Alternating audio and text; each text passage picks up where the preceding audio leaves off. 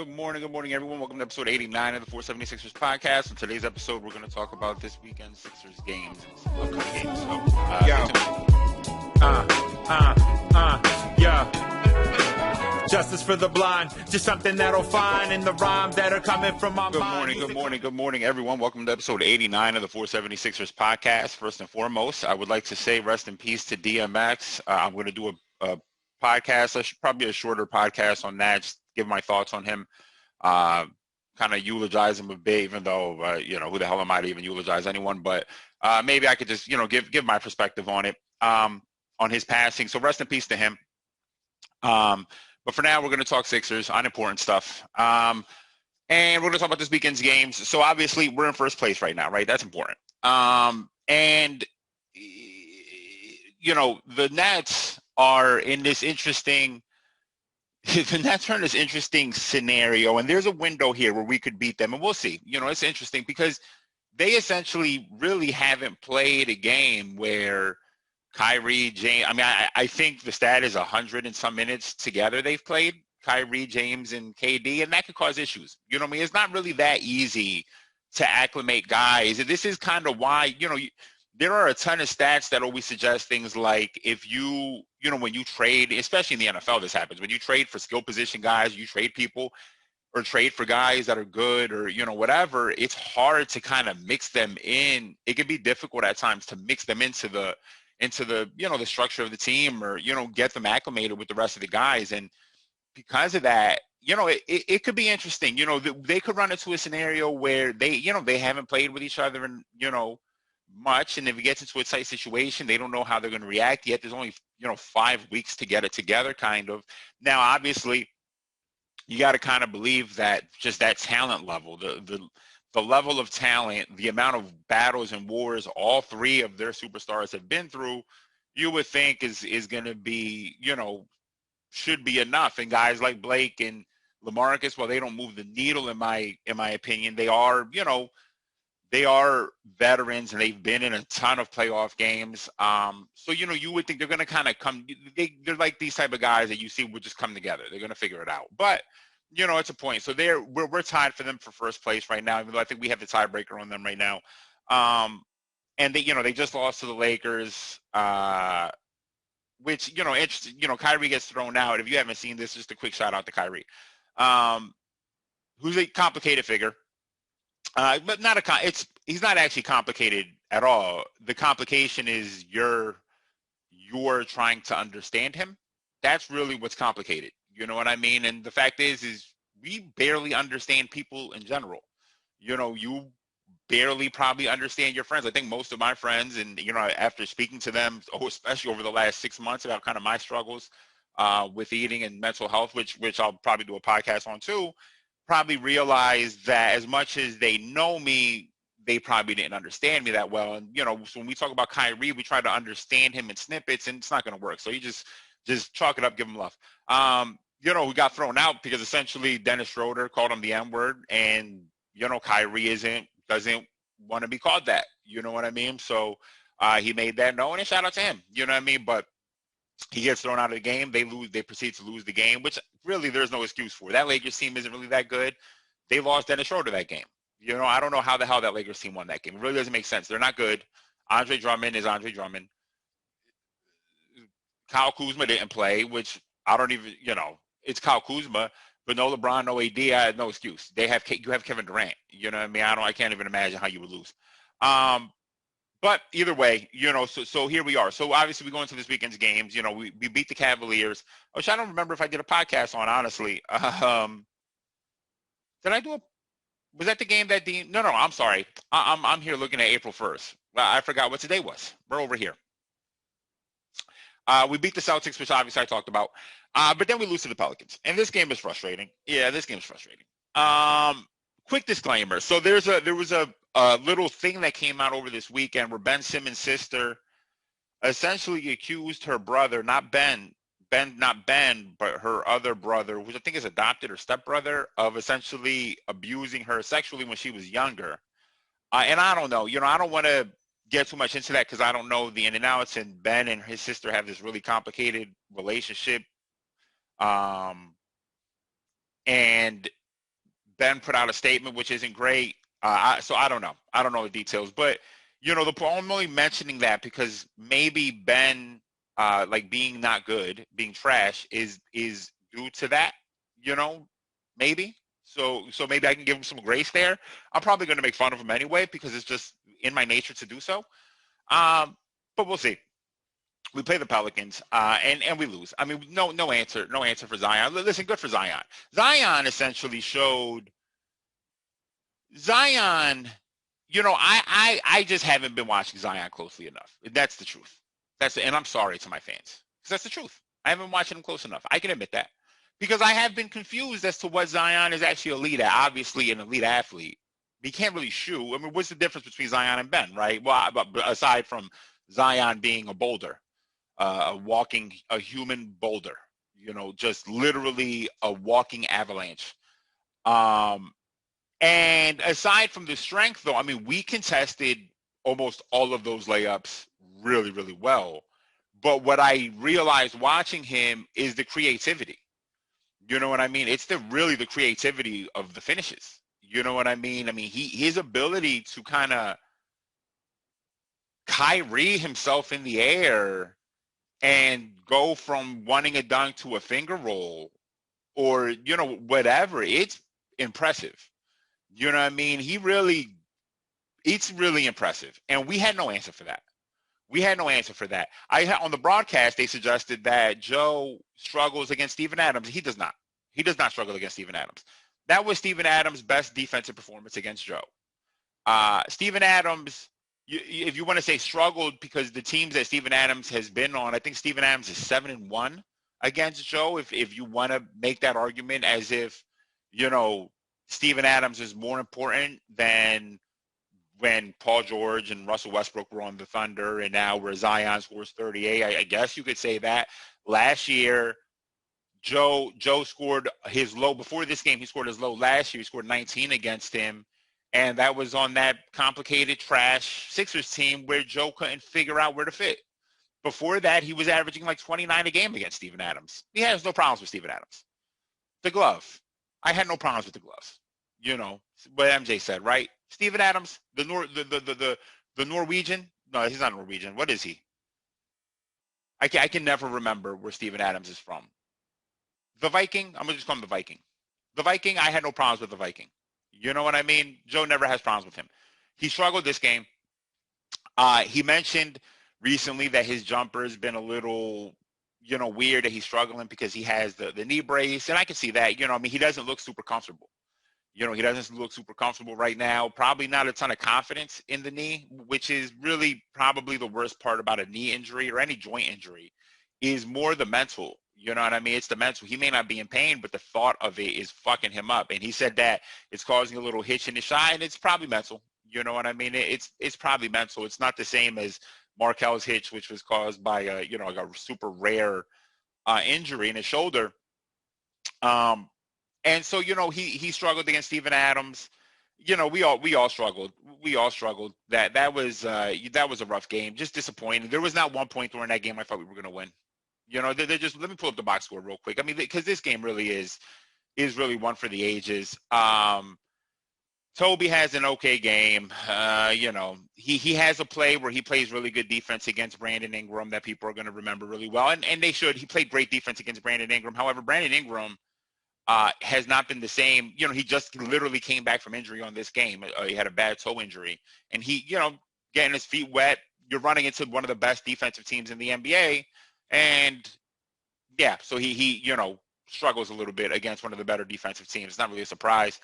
But, what I remember really from this game is that, yeah, I mean, there's just nothing really good. Like Toby scores 23 points because no one else can score, essentially, for whatever reason. Joe's having problems scoring against the Norwegian or whatever. Ben, I mean, I mean,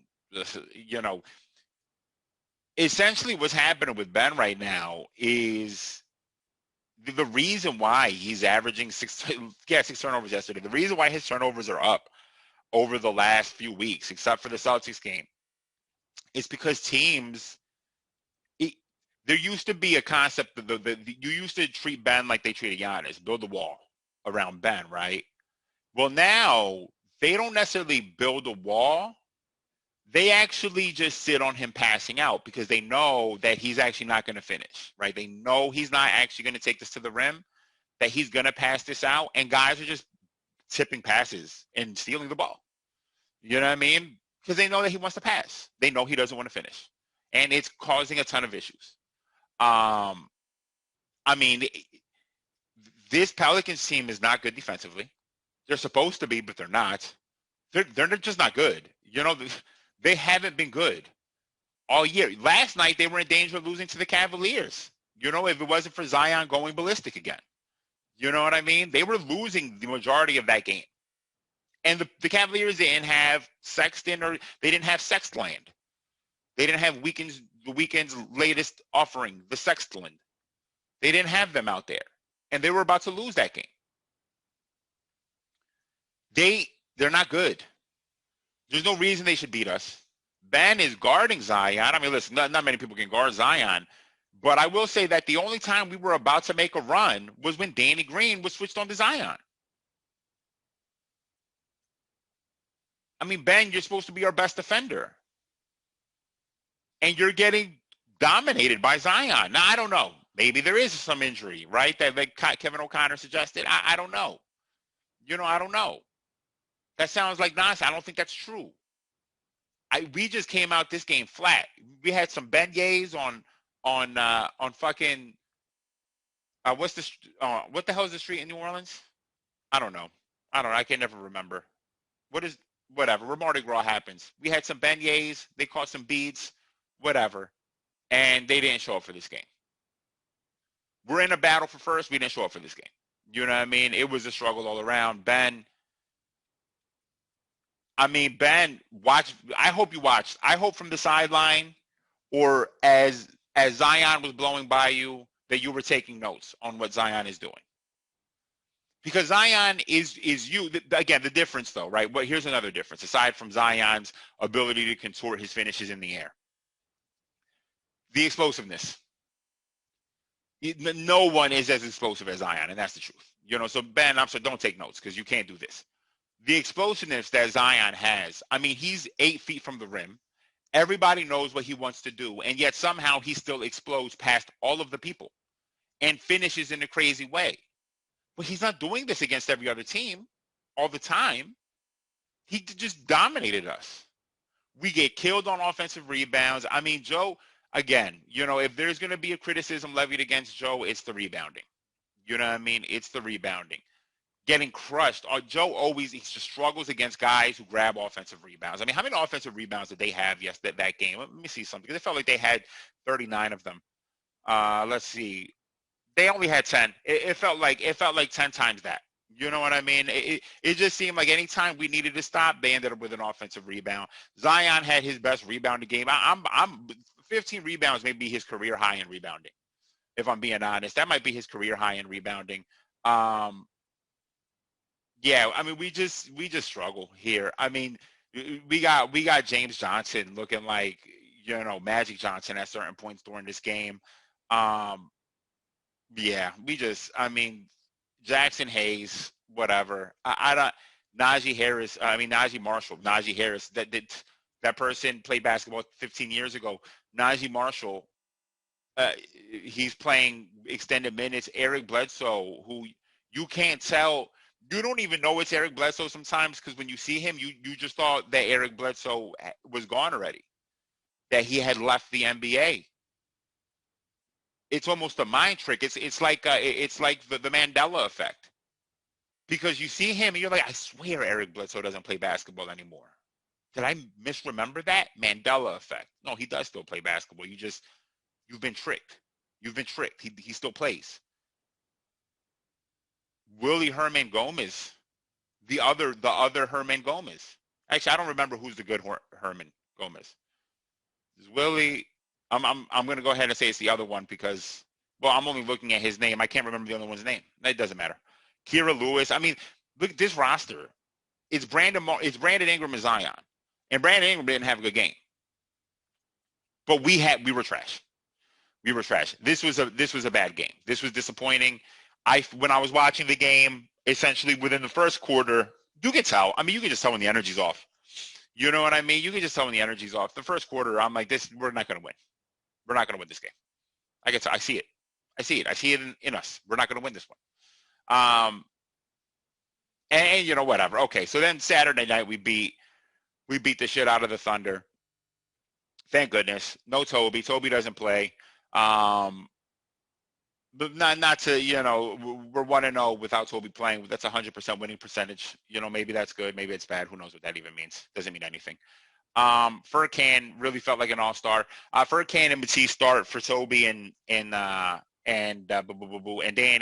Danny, who's a little bit injured. Seth, obviously. Joe, this is probably Joel's best game since coming back from injury. He's really collapsing his three-point percentage right now. It's just crashing down to earth because, you know, he's come back from injury. It's just not the same. And also because we saw him rely on too many of them. You know, in these last 3 games, he's, I think, 1 for 11 from 3 right now. The Celtics game, he's 1 for 5. The Pelicans game, he's 0 for 4. And now this game, 0 for 2. But still a far better game than he's had since coming back from injury. Matisse played his normal defense, you know, causing havoc, static all across the set. You know what I mean? Just static. Furkan was feeling it. You know, good for him. Still can't make free throws consistently. No, he never will. He had 5 steals somehow. We did mention this earlier in the season that Furkan he's become a better defender, in all fairness. You know what I mean? In all fairness, Furkan has become a better defender. And we saw it really play out in this game, just doing a good job. I mean, he gets beat. Listen, let's be clear. He's going to get beat one-on-one. He's not a good one-on-one defender. No. But as a team defender, he's doing a good job getting his hand on balls and tipping passes, getting steals. He's doing a great job with that. He played really, really well against this team. This team doesn't, you know, this was pretty much over as soon as it started. I mean, it's not that it was a blowout, but there was never really a time that this game was in question. It just seemed like even when they scored, they were scoring for us even. You know, like they got 2 points and then we would get 1 point from their 2 points is what it felt like. Mike Scott played nice. He, you know, whatever. He played, you know, he played okay. I guess Ben played basketball on Saturday night. He was a little bit more aggressive in the first quarter, I thought. 3 for 5 from the free throw line, which is, you know, better. Is 60%. You know, it's close to his career average. I guess that's good. You know, Seth, just not the same. It's not the same right now. Still just can't, you know, find his shot pool. And I mean, again, just doing that same thing that you know, again, Doc needs to. Okay, Seth. I'm sorry. I did too much. And I gave you a light as green as the light that Furkan thinks he has. And while Furkan's light should never be this green, I'm going to need you to dim the greenness of your light a little bit. Your light is as green as envy is right now, right? It's as green as that. You need to reel it back. You're doing a tiny bit too much. You're just pulling. You don't. At times, it doesn't seem like you know where you are on the basketball court. You just catch it and shoot it. And you don't even know where you are. They could inbound the ball to you under the other team's basket, and it seems like you may just pull that. Because you're just, calm down for 1 second. Have a little discretion on the shots you're shooting. Just a tiny bit more, okay? I am concerned about Seth. And I've mentioned this on previous podcasts. I'm afraid that he's not going to bounce back. You know what I mean? I'm kind of worried about this. You know, thank God Danny's been shooting his ass off, but now he got injured. I wouldn't be surprised if the goodwill he's accrued into his right hand and his elbow that doesn't flex all the way is now going to be gone with that injury. Shake is, you know, whatever. You know, something has happened to his jump shot. You know what? This is my fault. I meant to watch highlights from last year's game to compare to this to compare Shake to this year because there's something wrong with Shake's jumper. I just don't know. I mean, Shake looks like he's lifting the world to shoot it.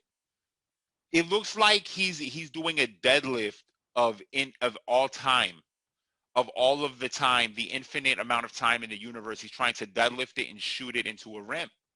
I mean, it's a Herculean struggle for him to shoot from a 3-point line. I don't know why. It's reminding of Markel for whatever reason. Where like you would see Markel dribble into the lane, and when he would just pull up, and this is what confused me when I used to watch Markel, and I'm like, I get the injury, I get what you're saying about this injury thing, but when he pulls up from the mid range off the dribble, it looks mad regular. It's like his jump shot from college. But when he's catching and shooting, or when he's stationary and shooting, it don't look right. And that's what the Shake. There's something up with Shake's shot. I don't know what it is. There's something wrong with Shake's jumper. I don't know what's wrong with it. His stationary three-point shot right now does not look like it looked last year. I don't know what it is.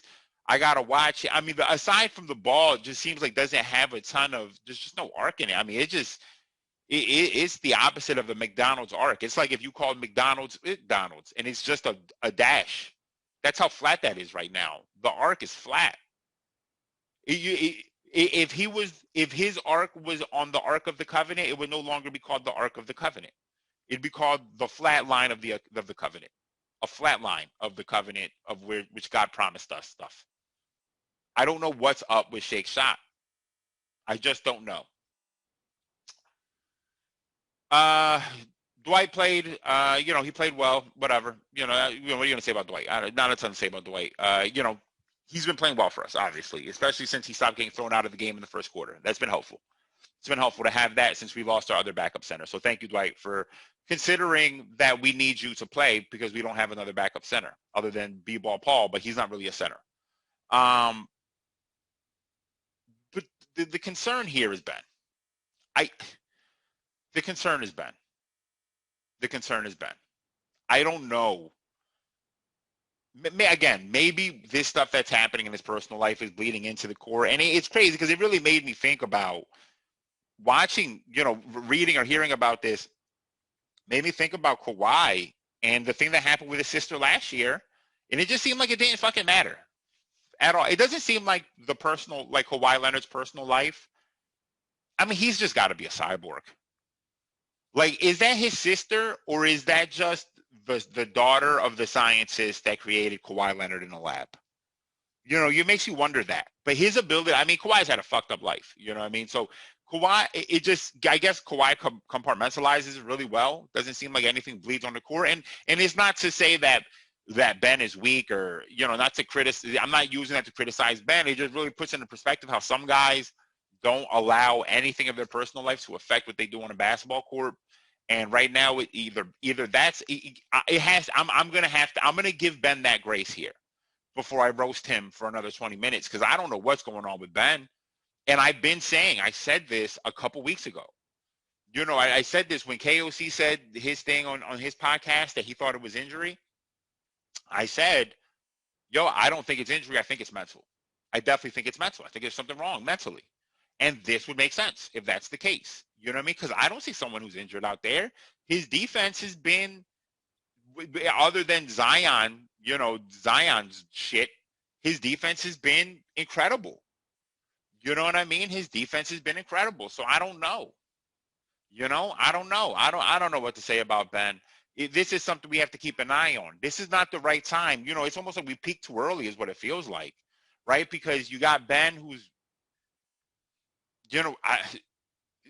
missing in action. Seth's shot. Seth is shooting like Dwight Howard right now. Dwight might as well shoot as many threes. You know what I mean? I'm joking though, but might as well.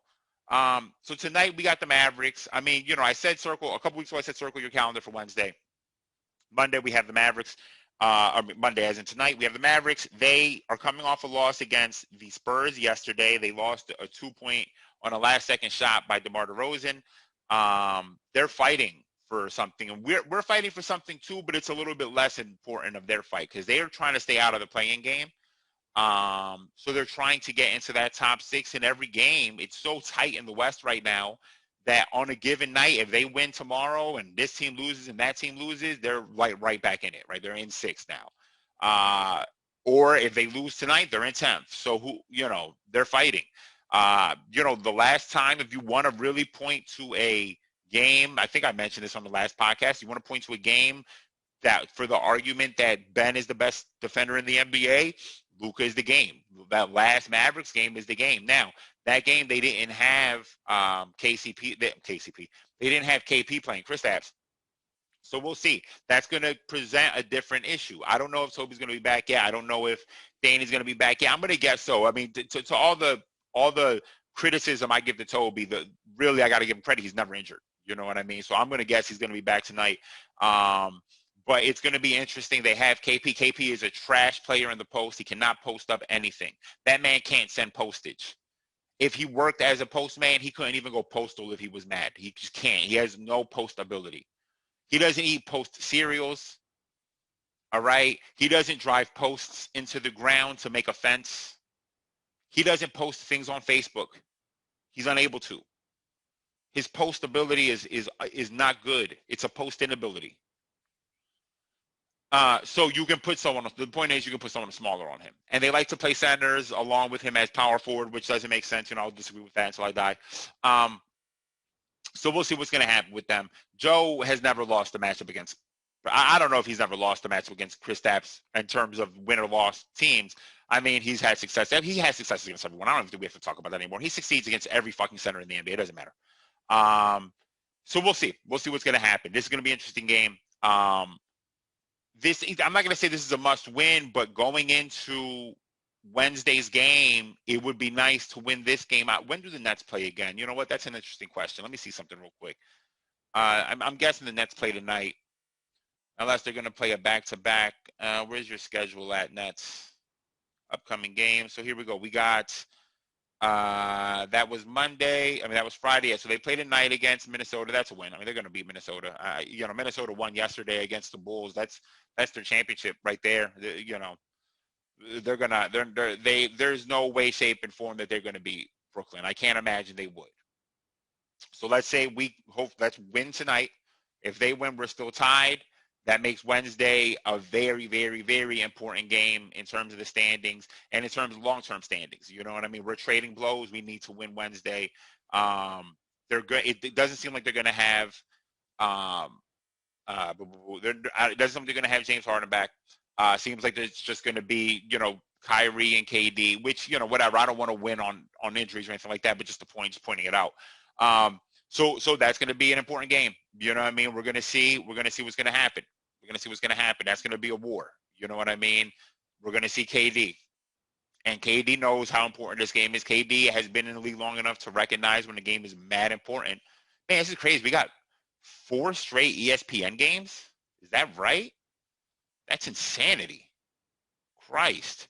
I hate ESPN games. You know why? I love the ESPN broadcast. I hate that all of these games, that means they're going to start like 15 to 20 minutes later. Well, not 15, later. But that means they're going to start, instead of, if the game is not on ESPN, it'll start at 7:38. That'll be tip-off. But when the game's on ESPN, it starts at 7:45. And I know that even me saying those words right now in hindsight sounds so fucking petty, but it pisses me off. I live on a tight schedule. Self-imposed. There's no reason for the schedule. It's self-imposed. But for me, it's important. And now this game starts at 7:45. This one starts at 7:15. I need those 7 minutes back. I need those 7 minutes of my life back instead of waiting. And then we play. I mean, this is a big week. This is a tough stretch right here. All 4 of these games. None of these are walks in the park, right? We have problems guarding smaller guards. The Warriors are trying to stay in the play-in tournament right now, right? They're not tanking. At least if they were tanking, Steph didn't get that memo. I mean, Steph, I think over the last 3 games is averaging like 35. Yeah. This is going to be a tough game. It's not going to be a walk in the park. The Clippers, they're playing really well. They're playing really, really well. They're not playing defense well, but they're playing well offense. The Nets, the Mavericks, this is a tough stretch of games right here. And then, and then the Suns, and then the Bucks. Well, what is this stretch? And then the Bucks again. What is this? And then we take a night off against the Thunder. We'll win all of these games and then lose to the Thunder. And then the Hawks. I mean, this is all then we play the Hawks back to back. This is a tough stretch. This is a tough stretch. These are not games to sleep on. Joe knows it. I'm sure Joe's going to come for blood. So we'll see. We'll see what's going to happen. I think that's it. We'll start there. We'll see what happens tonight. You know what I mean? There'll be probably a podcast tomorrow or maybe Wednesday about the Mavericks game. So I think 2 podcasts are going to come out today. Maybe. We'll see. Whatever. We'll just play it by ear. I'm not even going to stress it. I'm just going to do what I'm going to do. Stay tuned for the DMX podcast, which I don't even need to say that because both of these podcasts are probably going to be coming out around the same time. Everyone, you know the drill. Stay safe. Wash your hands. Arrest the cops who killed Breonna Taylor. Black Lives Matter. Stop Asian hate. Wear a fucking mask. We're right back into the thick of things. I mean, it's like we as a country take a step back. And everything. Another black male has been killed by police officers. And now, COVID surging again across the NBA. Michigan can't win. They got lead in the water, no jobs, suffering from poverty, and now COVID is just ravishing them. And it's happening across the country. So, whatever. I mean, listen, depending on your perspective, sometimes it's hard to look at a cup and say it's half full or half empty when the bitch is empty. You can't really say an empty cup is half full. No, it's just empty right now, and that's what it feels like. That's it, everyone. Stay safe. I'm sorry. I didn't mean to get so depressing. Just frustrated. And that's it. Stay safe. Wash your hands. You know the truth. Take care. Yo. Yo. Justice for the blind. Just something that'll find in the rhymes that are coming from my mind. Used to come